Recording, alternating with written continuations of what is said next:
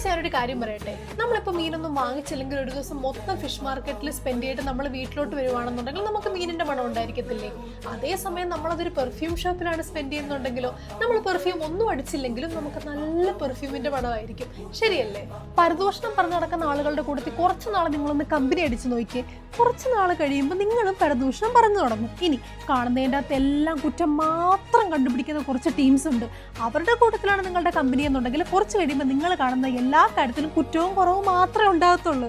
ഇനിയിപ്പോൾ ഒത്തിരി ആഗ്രഹങ്ങളും അതിനു വേണ്ടിയിട്ട് ഹാർഡ് വർക്ക് ചെയ്യുന്ന ആളുകളുടെ കൂട്ടത്തിലാണ് നമ്മുടെ കമ്പനിയെങ്കിലോ, നമ്മൾ മടിയന്മാരാണെന്നുണ്ടെങ്കിലും എന്തെങ്കിലുമൊക്കെ ലൈഫിൽ നേടിയെടുക്കണം എന്നുള്ളൊരു ആഗ്രഹം നമുക്കും ഉണ്ടാകും.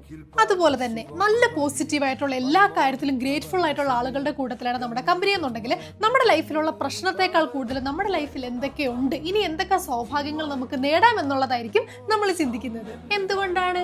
കാരണം നമ്മുടെ ചുറ്റുപാട് നമ്മളെ എപ്പോഴും സ്വാധീനിക്കും. അതായത് സത്യം എന്തെന്നാൽ നമുക്ക് എത്രയൊക്കെ നന്നാകണമെന്ന് ആഗ്രഹം ഉണ്ടെങ്കിലും നമ്മളെ തളർത്തുന്നവരുടെ കൂട്ടത്തിലാണ് നമ്മുടെ കൂട്ടെങ്കിലും നമ്മൾ ഒരിക്കലും വളരാൻ പോകുന്നില്ല.